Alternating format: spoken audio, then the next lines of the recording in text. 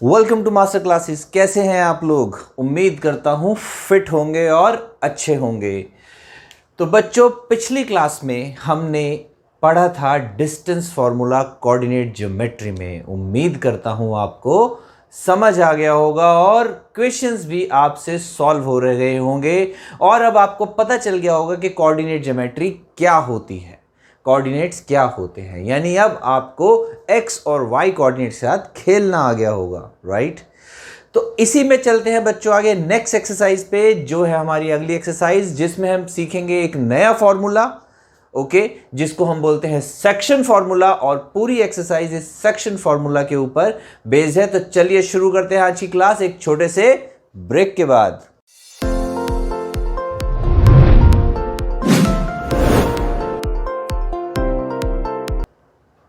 Welcome back. चलिए शुरू करते हैं आज की क्लास। Section formula. बच्चों, ये सेक्शन फॉर्मूला क्या होता है? देखिए, अगर मान लीजिए ये दो पॉइंट्स हैं, पॉइंट ए और पॉइंट बी, ओके। इन दो पॉइंट्स के बीच में एक और पॉइंट है, पॉइंट सी, और हमें यह बताया जा रहा है कि ये पॉइंट सी ए बी को 2:3 की रेशो में डिवाइड कर रहा है। यानी कि एक लाइन है जिसके दो पॉइंट्स हैं, इन दोनों पॉइंट्स के कोऑर्डिनेट्स हैं x1 y1 x2 y2। एक और पॉइंट सी है जो इस लाइन को 2:3 की रेशो में डिवाइड कर रहा है। मतलब अगर ये 2 पार्ट्स हैं तो ये 3 पार्ट्स हैं। अगर इन केस ए बी की लेंथ 5 होती तो AC 2 होता और BC 3 होता, राइट? तो वो कह रहा है कि बताओ इसके कोऑर्डिनेट्स क्या होंगे। इसी को कहते हैं बच्चों सेक्शन फॉर्मूला, जो एक लाइन को दो अलग अलग पार्ट्स में डिवाइड कर देता है और फिर उसके कोऑर्डिनेट्स हमें निकालने होते हैं। कभी कभी कोऑर्डिनेट्स गिवन होते हैं, रेशो निकालनी भी होती है। तो दोनों ही चीजें हम सीखेंगे। चलिए देखिए कैसे। हम मान लेते हैं बच्चों, जो ये रेशो है ये है m1 और ये रेशो है m2, ओके। तो अब हमारे पास क्या चीजें हैं? हमारे पास a है विद x1 y1, b है विद x2 y2 और एक रेशो है with m1 and m2, okay. और हमें निकालना है ये x और y के कोऑर्डिनेट्स। कैसे निकलेंगे बच्चों? देखिए बहुत आसान है। x के कोऑर्डिनेट हमेशा x से निकलते हैं और y के सिर्फ y और y से निकलते हैं। यानी कि x के निकालने के x1 x2 को यूज करेंगे और y के निकालने के y1 और y2 को यूज करेंगे और साथ में यूज करेंगे ये रेशो, ओके बच्चों। कैसे करेंगे? देखिए क्या फॉर्मूला बनता है। x1 m2 पॉइंट इधर का लेना है कोऑर्डिनेट और रेशो इस साइड की लेनी है। x1 m2 plus x2 m1 upon m1 plus m2। Easy है। x1 m2 x2 m1 upon m1 plus m2। ऐसे y के लिए क्या बन जाएगा?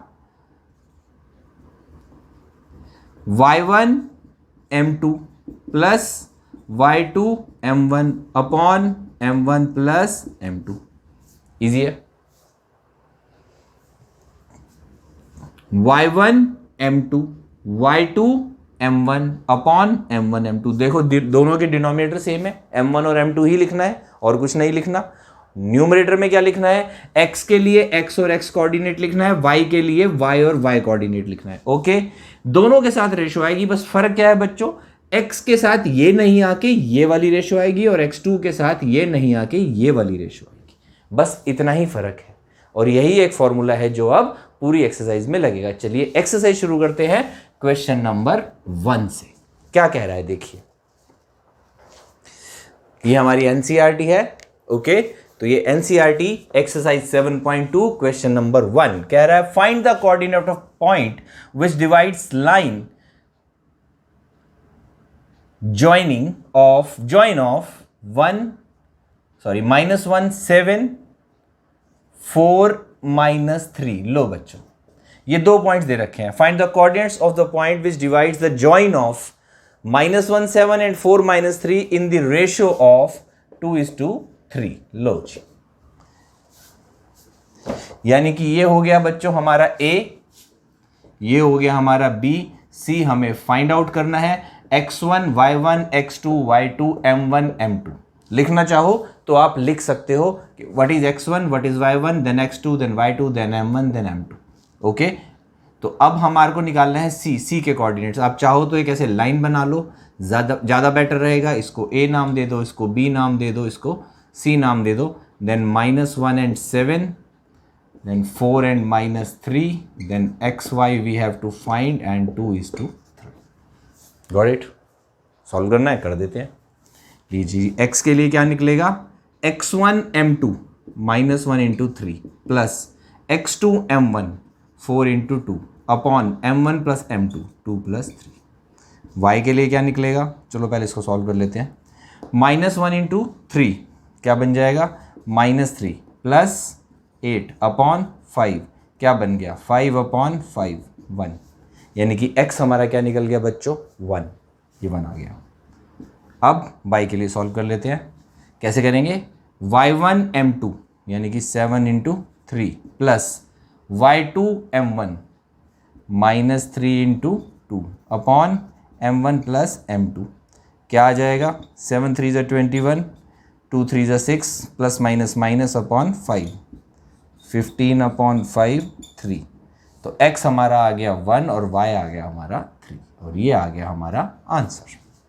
इजी है, बहुत इजी है, सिर्फ एक छोटा सा फॉर्मूला लर्न करना है आपको। ओके, जैसे हमने डिस्टेंस फॉर्मूला किया था, दैट x2 - x1 का square and plus y2 - y1 का स्क्वायर अंडर रूट के अंदर। सेम ऐसे ही करना है, x1 m2 x2 m1 upon m1 plus m2। Then y के लिए x को रिप्लेस कर दो किससे बच्चों, y से। ओके, चलिए एक क्वेश्चन और देखते हैं।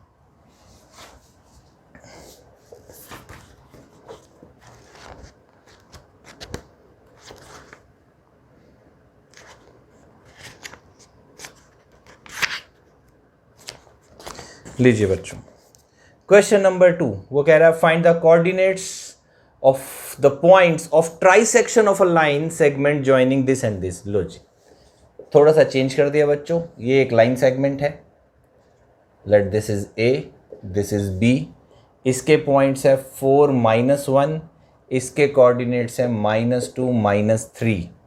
अब वो कह रहा है find the coordinate of points. Points का मतलब क्या होता है बच्चों, of trisection, points of trisection. Trisection का मतलब इसको हम 3 पार्ट्स में डिवाइड कर रहे हैं, यानी कि बच्चों 2 पॉइंट निकालने हैं, C और D। ट्राइसेक्शन का मतलब 3 इक्वल पार्ट्स, यानी कि 1:1:1। ये 1 पार्ट है, ये 1 पार्ट है, ये 1 पार्ट है, तीनों पार्ट इक्वल है। पर जब हम इस पॉइंट को देखते हैं, सोचो ये नहीं है, तो ये 1 पार्ट है और ये 2 पार्ट है, तो रेशो क्या बन जाएगी यहाँ पे, अगर हम इसकी और इसकी रेशो निकालते हैं तो ये बन जाएगी 1:2। सिंपल है ना, टेंशन ही नहीं लेनी। 1 part 1 part 1 part, trisection means 3 parts करने हैं, 3 इक्वल। जैसे बाइसेक्ट होता है ऐसे ट्राइसेक्ट भी होता है। तो इन दोनों पॉइंट्स को निकालना है जो इसको 3 इक्वल पार्ट्स में डिवाइड करता है, यानी कि this is 1 and this is 1। पर जब हम इस पॉइंट को देखते हैं तो ये 1 पार्ट है, पर यहां से यहां तक 2 पार्ट्स है, क्योंकि हमारे पास D नहीं है बच्चों। जब D नहीं है तो हमें B से ही लेना पड़ेगा, A और B के बीच में C है, तो ये 1 पार्ट है और यहां से यहां तक 2 पार्ट है, तो रेशो बन गई 1:2, यानी ये हमारा M1 हो गया और ये हमारा M2 हो गया। अब C के लिए जब हम सॉल्व करेंगे तो हमारे x और y कोऑर्डिनेट्स क्या आएंगे। x के लिए आ जाएगा x1 m2 यानी कि 4 × 2 प्लस x2 m1 यानी कि -2 × 1 अपॉन m1 प्लस m2 यानी कि 1 + 2। सॉल्व कर लेते हैं। 4 2 = 8, -2/3, 6/3, 2 आ गया। ओके बच्चों, यानी कि ये आ गया 2, यहाँ लिख देते हैं, चलो 2। अब y निकालते हैं, y क्या आएगा, फिर से y के लिए सॉल्व करेंगे। y1 m2 -1 × 2 plus y2 m1 -3 × 1 upon 1 + 2 क्या आ जाएगा, -2 और -3, -5/3। तो यही पॉइंट आ गया बच्चों, -5/3। अब हमारे पास आ गया x और y। अब हमें किसको सॉल्व करना है, अब हमें d को सॉल्व करना है। अब d को सॉल्व करने के 2 तरीके बच्चों, क्या, एक तो ये ले सकते हैं 1:1 की रेशो, और दूसरा यहाँ से ले सकते हैं AB से, तो अब रेशो हो जाएगी 2:1। बात समझ में आ गई। अगर आप सी और बी के बीच में डी को निकालते हैं तो ये 1 पार्ट है, ये भी 1 पार्ट है, रेशो हो जाएगी 1:1। पर अगर आप ए और बी के बीच में डी को निकालते हैं, हम सी को भूल जाइए, तो ये क्या हो जाएगा, ये 2 पार्ट है, ये 1 पार्ट है। तो आप दोनों ही तरीके से निकाल सकते हैं। तो बच्चों हम किससे निकालेंगे, हम इससे निकालेंगे, सी और डी से। और यहां से निकलेगा हमारा एक और formula which is mid point formula. देखिए यही कर देते हैं, चलिए। तो समझ लिए, दोबारा से लाइन बना रहा हूं बच्चों, ये है हमारा C और ये है हमारा B और ये है हमारा D। ये 1:1 की रेशो है। Got it.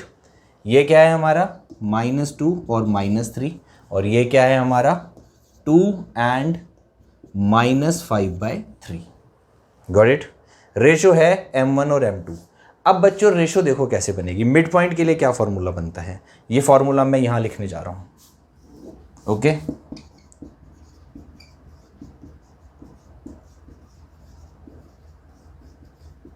देखो, अगर रेशो 1:1 कर दे तो इसी फार्मूले को पुट करेंगे, इसी फार्मूले में रेशो को 1 पुट करेंगे बच्चों और मिड पॉइंट फार्मूला बन जाएगा। लीजिए x कोऑर्डिनेट क्या होता है, x1 m2, x1 m2 क्या होगा 1, क्योंकि दोनों रेशो क्या है 1:1, तो ये हो जाएगा 1। और किसी को भी 1 से मल्टीप्लाई करो तो क्या आता है 1 ही आ जाता है, तो ये हो गया 1 प्लस y2 क्या हो जाएगा, सॉरी x2 क्या हो जाएगा, ये भी 1। x1 m2, अब m2 क्या है हमारा 1, देन x2 m1, m1 भी क्या है हमारा 1, क्योंकि रेशो क्या लेनी है 1:1। यहां देखो रेशो क्या लेनी है 1:1। मिड पॉइंट, जब मिड पॉइंट होता है तो दोनों पार्ट्स इक्वल होते हैं और रेशो क्या होती है 1:1। तो क्या करेंगे, x1 m2, m2 की वैल्यू 1 है तो 1 लिख दी, x2 m1, तो m1 की वैल्यू भी 1 लिख दी, अपॉन m2 प्लस m1। तो क्या फॉर्मूला बन गया बच्चों, x1 को 1 से करेंगे x1, x2 को 1 से करेंगे x2 और 1 + 1 2। तो x कोऑर्डिनेट का फॉर्मूला क्या बन गया मिड पॉइंट के केस में, simple x1 + x2 divided by 2। Got it.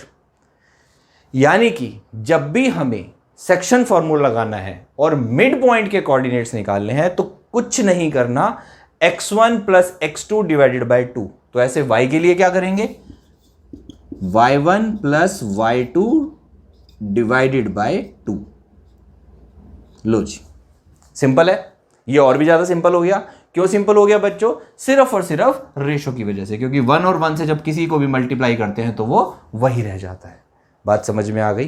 तो वापस आ जाते हैं अपनी यहां पे कि अब हमें डी के लिए x और y कोऑर्डिनेट्स निकालने हैं, निकाल लेते हैं। x कोऑर्डिनेट क्या निकलेगा, x1 + x2 डिवाइडेड बाय 2, यानी कि 2 + -2 डिवाइडेड बाय 2। तो बच्चों आएगा 0/2 यानी कि 0। ओके।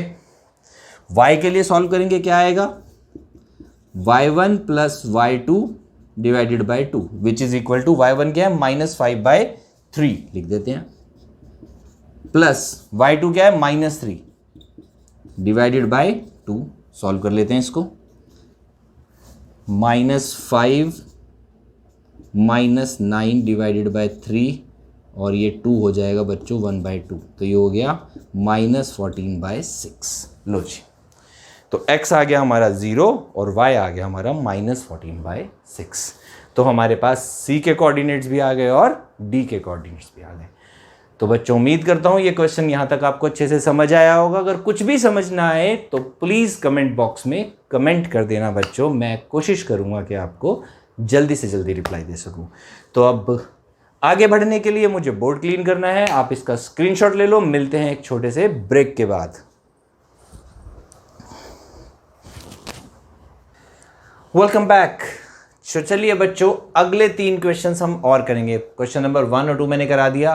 थर्ड क्वेश्चन वो फिगर वाला है बच्चों, बिल्कुल भी मुश्किल नहीं है। एक ग्राफ पे वो दिखा रखा उन्होंने कि कार्टेशियन प्लेन में 2 पॉइंट्स हैं, उनके अलग अलग दे रखे हैं और सेक्शन फॉर्मूला निकालना है। इतने लेंदी क्वेश्चंस एग्जाम में नहीं आते। ये क्वेश्चन आज तक कभी नहीं आया, आगे भी नहीं आएगा।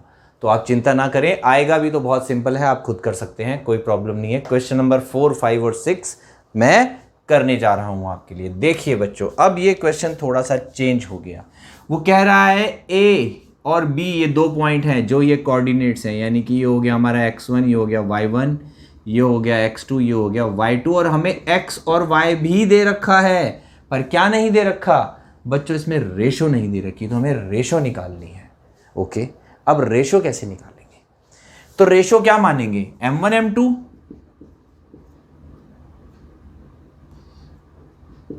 नहीं बच्चों, M1 M2 नहीं मानेंगे।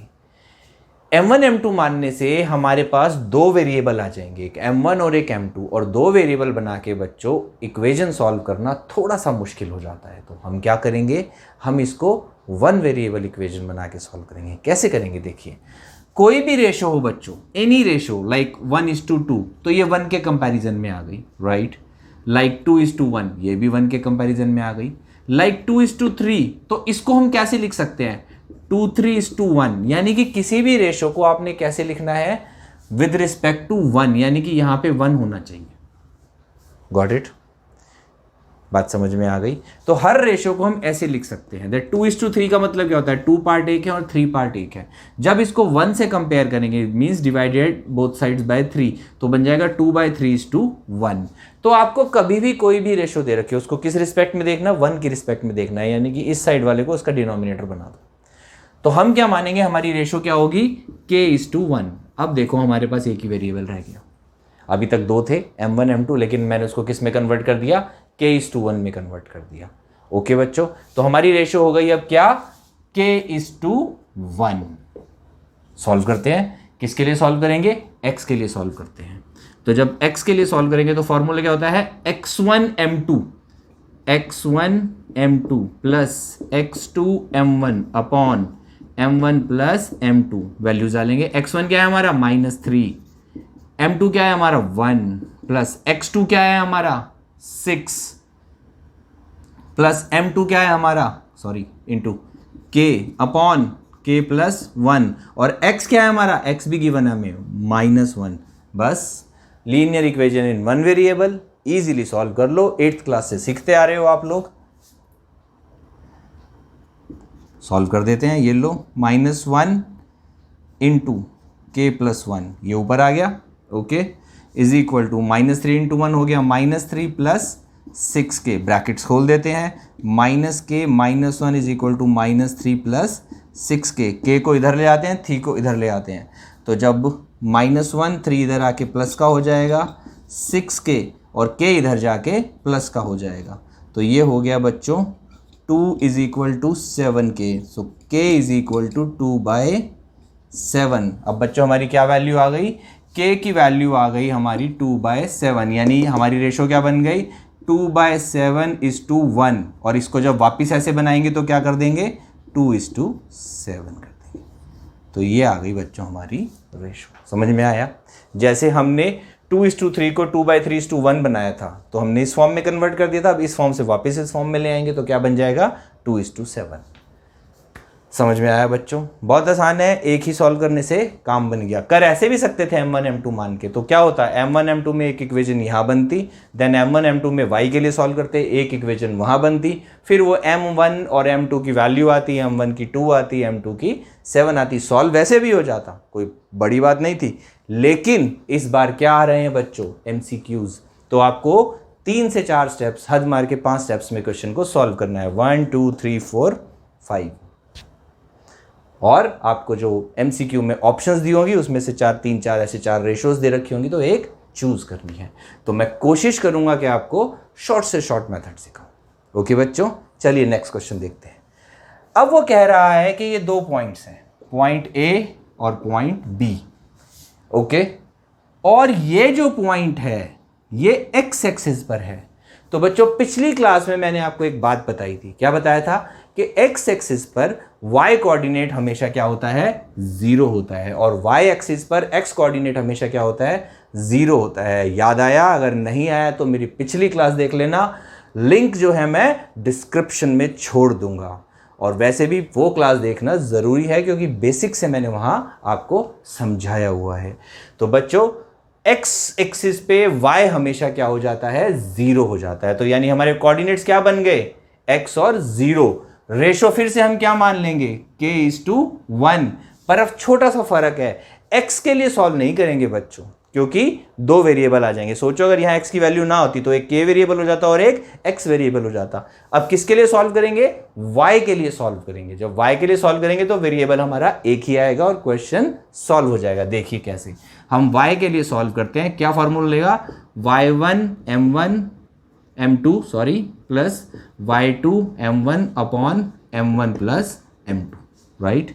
तो हमारा y क्या है 0, y1 क्या है -5, m2 क्या है 1 प्लस y2 क्या है 5, m1 क्या है k upon m1 plus m2।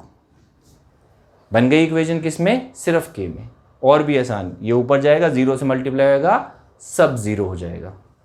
Okay, तो इसको ऊपर लाते हैं, 0 into k plus 1, 0 is equal to -5 into 1 -5 plus 5k, -5 इस साइड आएगा, क्या बन जाएगा प्लस का 5 बन जाएगा, इज इक्वल टू 5k। तो k is equal to 5 upon 5 which is equal to 1, means k की वैल्यू आ गई 1 अपॉन 1। तो रेशो भी हमारी क्या बन गई 1:1। व्हाट डज इट मीन कि ये मिड पॉइंट है इसका। बात समझ में आई बच्चों, मिड पॉइंट है।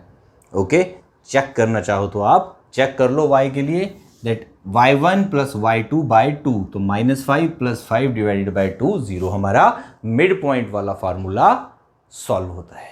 ओके, एकदम ट्रू होता है। बात समझ में आ गई। ओके, जो अभी मैंने मिड पॉइंट फार्मूला बताया था इससे पहले वाले बोर्ड पे, तो y के लिए क्या फार्मूला बताया था, y1 प्लस y2 बाई 2, तो -5 प्लस 5 क्या हो गया 0, 0 बाई 2 0। देखो ये उसको सेटिस्फाई कर रहा है। ओके बच्चों, उम्मीद करता हूँ समझ में आया होगा। कैसे करना है, जब भी रेशो निकालनी आ जाए तो रेशो लेनी है k:1। अगर दोनों कोऑर्डिनेट्स दे रखे हैं तो किसी के लिए भी सॉल्व कर लो x और y, पर अगर कुछ इस टाइप से दे रखा है कि वो x एक्सिस पे काट रहा है, वो y एक्सिस पे काट रहा है, तो हमें पॉइंट ऐसे लेना पड़ेगा। जब भी x एक्सिस पे काटेगा y 0 होगा। अगर वो कहता है ये y एक्सिस पे से काट रहा है तो हम क्या लेते हैं 0 और y, फिर x को 0 लेते और फिर सॉल्व भी किसके लिए करते, फिर x के लिए सॉल्व करते। Got it. चलिए क्वेश्चन नंबर 6, वो कह रहा है ये एक पैरेललोग्राम है। क्या है बच्चों, पैरेललोग्राम, और इसके 4 वर्टिसेस हैं, 1 2 3 4, और 2 वेरिएबल हैं x और y, इसकी वैल्यू निकालनी है। ओके बच्चों, अब क्या करें, कौन सा फार्मूला लगाएंगे।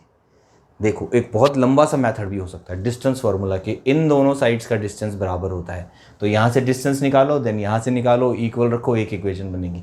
देन ये दोनों बराबर होती हैं, यहाँ से डिस्टेंस निकालो, यहाँ से डिस्टेंस निकालो, दूसरी इक्वेशन बनेगी। फिर लगे रहना सॉल्व करने में, आधा घंटा एक ही क्वेश्चन में लग जाएगा। दूसरा तरीका क्या है, सेक्शन फार्मूला। पर यहाँ कौन सा सेक्शन लगेगा, कुछ दिख रहा है आपको, नहीं दिख रहा, कोई सेक्शन नहीं दिख रहा, क्योंकि किसी भी लाइन पे तीसरा पॉइंट नहीं है। ये एक लाइन सेगमेंट है, बीच में कोई पॉइंट नहीं है, ये भी लाइन सेगमेंट है, बीच में कोई पॉइंट नहीं है, कहीं पे भी कोई पॉइंट नहीं है। अब क्या करें, प्रॉपर्टीज पे आते हैं। किसकी प्रॉपर्टीज बच्चों, पैरेललोग्राम की। क्या प्रॉपर्टीज होती हैं, अपोजिट साइड्स इक्वल और पैरेलल होती है, हमारे काम की नहीं है। एक और प्रॉपर्टी होती है, क्या, कि जो डायगोनल्स होते हैं पैरेललोग्राम के, वो एक दूसरे को बाइसेक्ट करते हैं। क्या करते हैं बच्चों, बाइसेक्ट करते हैं। मान लो ये O एक पॉइंट है, तो यानी कि इन दोनों का ये मिड पॉइंट है, इन दोनों का ये मिड पॉइंट है, और मिड पॉइंट का फॉर्मूला सबसे आसान है, वही वाला यहां लगाएंगे बच्चों। थोड़ा सा स्मार्टली खेलना है, जैसे ही आप दिमाग लगाओगे क्वेश्चन सॉल्व हो जाएगा। देखिए अब हम मान लेते हैं एक्स वाई नहीं लेते, चलो एक्स और वाई तो वेरिएबल है, इसके कोऑर्डिनेट O के कोऑर्डिनेट हैं A और B। ओके, अब लेते हैं ये एक लाइन सेगमेंट। ओके बच्चों, ये क्या हो गया, मिड पॉइंट, रेशो हो गई 1:1। A के लिए सॉल्व करो, जब A के लिए सॉल्व करोगे तो क्या आएगा, x1 plus x2 by 2, x1 हो गया 1, x2 हो गया हमारा x अपॉन 2। ओके बच्चों, क्या आ गया हमारा, बस A की वैल्यू पड़ी रहने दो यहाँ पे, राइट। देन B के लिए सॉल्व करो, जब B के लिए सॉल्व करेंगे तो क्या आएगा, y1 प्लस y2 बाई 2, यानी कि 2 plus 6 upon 2 which is equal to 4, 8 upon 2 4 आ गया, राइट। अब हम इस लाइन को लेते हैं, कौन सी लाइन को, इसको, चलो ये AB था, सॉरी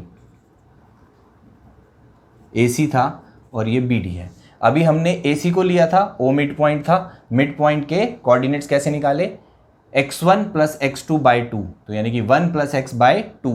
फिर कैसे निकाले y के coordinates, y1 plus y2 by 2, तो ये 4 आ गया। तो एक कोऑर्डिनेट ये आ गया, एक कोऑर्डिनेट ये आ गया। ओके बच्चों, अब यहाँ पे भी सेम A है, A भी दोनों कोऑर्डिनेट पढ़ेंगे, क्योंकि 0 इसका भी मिड पॉइंट है। ये जो पॉइंट O है बच्चों, ये BD का भी मिड पॉइंट है, तो यहाँ से भी हम मिड पॉइंट थ्योरम लगाएंगे। मिड पॉइंट थ्योरम का फॉर्मूला लगाएंगे तो क्या बन जाएगा, ओ के लिए ए के लिए सॉल्व करते हैं, यानी कि ए पॉइंट के लिए सॉल्व करते हैं, ओ के ए कोऑर्डिनेट के लिए। ओ एक पॉइंट है जो कि मिड पॉइंट है बी डी का और उसके कोऑर्डिनेट्स हैं ए और बी, यानी कि एक्स और वाई। एक्स वाई क्यों नहीं लिए? क्योंकि एक्स वाई ऑलरेडी हमारे वेरिएबल्स थे, तो हमने ए बी नाम ले लिया। तो जब ए के लिए सॉल्व करेंगे तो क्या बनेगा? x1 plus x2 by two, 3 plus 4 by two, यानी कि 7 बाई टू। जब b के लिए सॉल्व करेंगे तो क्या बनेगा? y1 plus y2 by two, यानी कि 5 प्लस y बाई टू। बात समझ में आ गई? अब हमारे पास दो a की वैल्यू आ गई, दो b की वैल्यू आ गई, दोनों a की वैल्यूज को इक्वल रख दो। That 1 plus x upon 2 is equal to 7 upon 2। Okay बच्चों, 2 से 2 कैंसिल हो गया, क्रॉस मल्टीप्लाई करते हैं ना, ऊपर आके कट जाता, कैंसिल हो गया।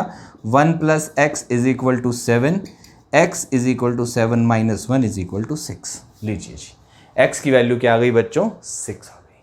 y के लिए सॉल्व कर लेते हैं, दोनों y की वैल्यूज को इक्वल रख देते हैं। 4 is equal to 5 plus y by 2, 2 ऊपर चला जाएगा, 4 2 ज़ा 8, 5 इधर आके माइनस हो जाएगा, इज इक्वल टू y। तो क्या आ जाएगा? लो जी, x की वैल्यू आपकी 6 आ गई और y की वैल्यू आपकी 3 आ गई। समझ आया बच्चों अच्छे से?